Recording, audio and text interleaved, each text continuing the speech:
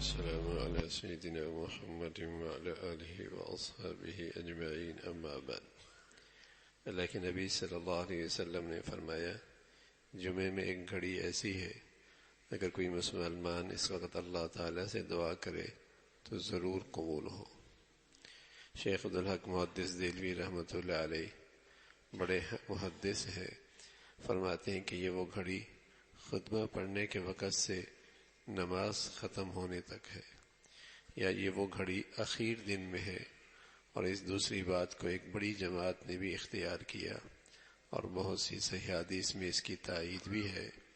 روایت صحیح ہے کہ حضرت فاطمہ رضی اللہ تعالیٰ عنہ جمعے کے دن کسی خادمہ کو حکم دیتی تھی کہ جب جمعے کا دن ختم ہونے لگے تو ان کو خبر کر دیں تاکہ وہ اس وقت ذکر اور دعا میں مشغول ہو جائیں۔ جمعے کے دن اللہ کے نبی صلی اللہ علیہ وسلم نے فرمایا تمام دنوں میں بہتر دن اور سب سے بہتر دن جمعے کا دن ہے۔ تمام دنوں میں سب سے بہتر دن جمعے کا دن ہے، اور پھر مسلمانوں کے لیے اس میں خوشخبری ہے کہ ایک گھڑی اللہ نے ایسی رکھی ہے جس میں دعا ضرور قبول ہوتی ہے۔ یعنی یہ دن ایسا ہو کہ آدمی زیادہ سے زیادہ اللہ کی طرف رجوع کرتا ہو تاکہ وہ گھڑی نصیب ہو جائے۔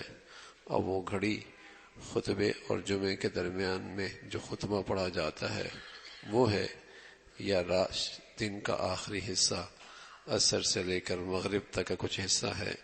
بہرحال مقصد اور پیش نظر یہ ہے کہ وہ تعیین تو آپ نے نہیں فرمائی، لیکن توجہ دلائی کہ یہ دن بہت قیمتی ہے، یہ بہت جسے کہیں کہ برکت والا دن ہے۔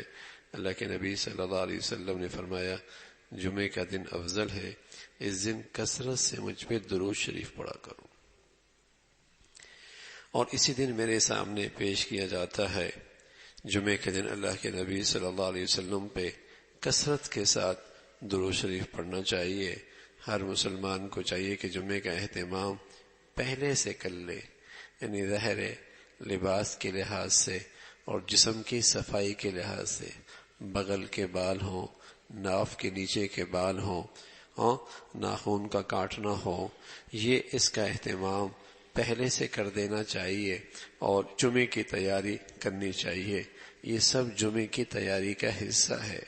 پھر جمعے کے دن غسل کرے، سر کے بالوں کو اچھی طرح صاف کرے، مسواک کرنے بھی اس دن بڑی فضیلت رکھتا ہے۔ جمعے کے دن اچھا لباس پہنے جو اسے میسر ہو، خوشبو لگائے، ناخن وغیرہ کتروائے، جامع مسجد میں بہت سویرے جائے۔ جو شخص جتنی جلدی جائے گا اسی قدر اس کو ثواب زیادہ ملے گا۔ جمعے کے دن مسجد میں حاضری جلدی ہونی چاہیے۔ یہ وہ حاضری جب امام خطبہ عربی کا پڑھ رہا ہو اور کوئی آدمی اس وقت مسجد میں تشریف لائے تو وہ آدمی جمعے کی فضیلت سے محروم ہو جاتا ہے۔ فرض ادا ہو جاتے ہیں لیکن جمعے کی فضیلت سے محروم ہو جاتا ہے۔ اس لیے اس وقت فرشتے آنے والے کو حاضری کا رجسٹر بند کر دیتے کہ کون کون جمعے میں حاضر ہوا۔ تو جمعے کی فضیلت یہ ہے کہ آدمی جتنا جلدی ہو سکے مسجد میں آئے، سورہ کہف کی تلاوت کرے، درود شریف کا اہتمام کرے، دعاؤں کا اہتمام کرے، تلاوت کا اہتمام کرے، نوافل کا اہتمام کرے، اور کچھ بھی نہ ہو تو اللہ کے گھر میں اعتکاف کی نیت کے ساتھ بیٹھ جانا بھی مسلسل عبادت میں مشغول ہونا ہے۔ اور کوئی عبادت نہیں بھی کر رہا، اگر مسجد میں آیا اور داخل ہوتی اعتکاف کی نیت کر لی کہ جب تک میں مسجد میں ہوں نفلی اعتکاف کی نیت کرتا ہوں، اور آتے ساتھ ہی 2 رکعت تحیت المسجد پڑھ لیے، اور جب تک وہ مسجد میں رہا وہ مسلسل عبادت میں رہا، اور عبادت میں گویا کہ مشغول رہا۔ نماز کے انتظار میں رہنا بھی ایسا ہی ہے جیسے نماز پڑھنا ہے۔ اور نماز کے انتظار میں رہنے والوں کے لیے اللہ کے فرشتے دعائے خیر کرتے رہتے ہیں، دعائے مغفرت کرتے رہتے ہیں۔ تو جتنا بھی آسانی سے ممکن ہو آدمی مسجد میں تشریف لے آئے اور مسجد میں عبادت میں مشغول ہو۔ پورے ہفتے میں 1 گھنٹہ 1.5 گھنٹہ آدمی پہلے مسجد میں آ جائے، آدھا گھنٹہ پہلے آ جائے، 15 منٹ پہلے آ جائے، اور اس امید سے آئے کہ یہ توانائی پورے ہفتے میں کام آئے، یہ طاقت پورے ہفتے میں کام آئے۔ یہ جو مسلمانوں کا ہر 2 گھنٹے کے بعد مسجد میں آنا ہے نا، یہ کیا ہے؟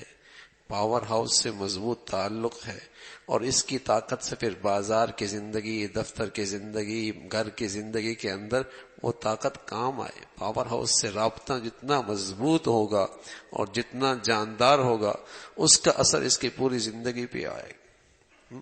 جس شان سے اور جس اہتمام سے وہ اللہ کے گھر میں آتا ہے اور آ کر وقت گزارتا ہے، تو اس کے اثرات ہوتے ہیں۔ حضور علیہ الصلوۃ والسلام تو فرمایا کرتے تھے، مومن کا مسجد میں ایسا جیسے کہ مومن کا تو گھر ہی، متقی اور پرہیزگار کا گھر کون سا ہے؟ اللہ کا گھر ہے۔ اور پھر مومن ایمان والا تو مسجد میں ایسا ہے جیسے کہ مچھلی سمندر میں، دریا میں، اور مومن مسجد سے باہر ایسا ہے جیسے کہ مچھلی سمندر سے باہر تڑپتی ہے، جی چاہتا ہے اللہ کے گھر جاؤں، اللہ کے گھر جاؤں۔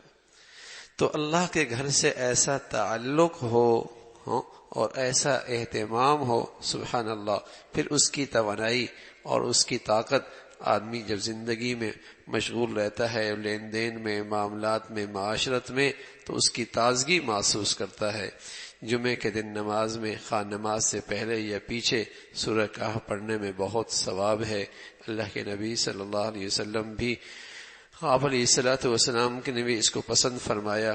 جمعے کی نماز میں آپ علیہ الصلوۃ والسلام جمعہ، سورہ منافقون یا سورہ اعلیٰ یا سورہ غاشیہ پڑھا کرتے تھے۔